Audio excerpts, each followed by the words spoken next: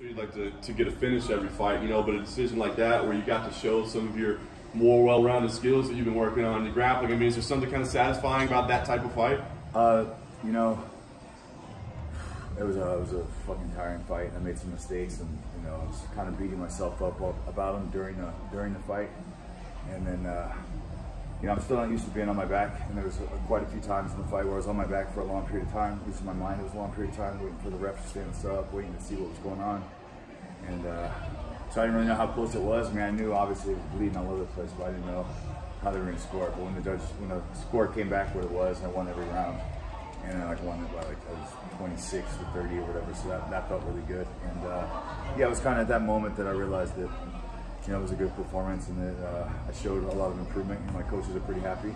You know, I'm always my worst critic, even with my coaches concerned. So there was some stuff that I know I can do better, and I watched an interview with Keith Berry had done this week with somebody, and it wasn't with you guys, it was like some obscure media site that I saw it, and it was rude, I'm just kidding.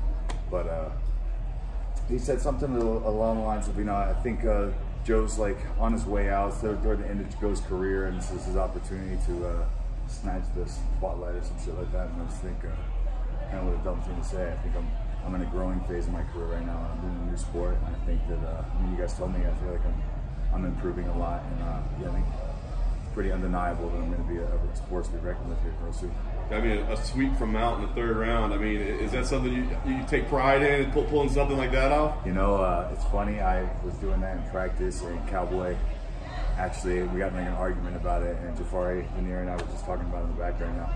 And Cowboy's like, that would never work, don't do that, you gotta push the knee down, you gotta do whatever. And in that same practice, I hit Cowboy with it, and it was like, yeah, whatever, but it'll never happen in a fight. So, Cowboy, I know that was like half-assed and not the thing to do, but it worked. Again. How close did you think you were? And I grunted like a motherfucker when I did it too. I was like, to get it, but yeah, it worked. How close did you think you were to finishing the fight really early? It looked like you might get the spectacular KO to start. You know, I was just telling Danny Brenner, the PR guy, that man, I made some really stupid mistakes, and like the biggest regret I have in that fight wasn't even. Did you see the end of the first round where they did like 10 seconds and I thought it was over and got double legged? I mean, that could have been really catastrophic and stupid.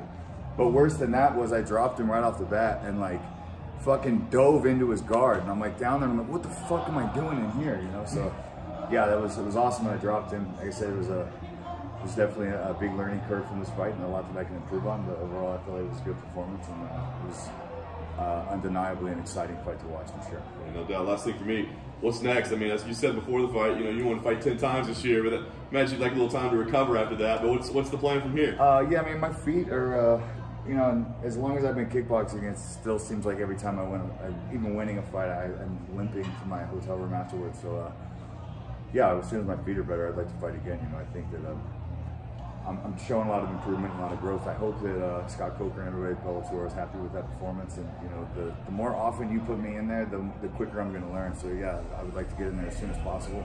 I'm going to have a lot of fights coming up this year, and I know there's a lot of fights that will be exciting matchups for me. And now it's like, you don't have to give me a ground guy, you don't have to give me a wrestler. Like, I want to fight everybody. So yeah, the sooner the better. You know, I just want to get back in there again. I don't get paid to sit at home and train. Were you ever frustrated, you know, being on your back and having to fight off your back? I think that, yeah, I mean, I guess I was frustrated a little, but not nearly as much as I used to be. I used to be like, oh, fuck, oh, what do I do, what do I do? And now it was like, I knew what I was supposed to be doing. I was listening to my coaches, and I was just waiting for that opportunity to do the moves that I was supposed to be doing. And I felt a level of calmness that I've never felt before when I was in this bad position. And like I said, like, it's just growth. And overall, I'm pretty happy with it. I think my cardio could be a little better, but you know, it's good. Thanks, guys. Thanks, sir. Thanks, guys.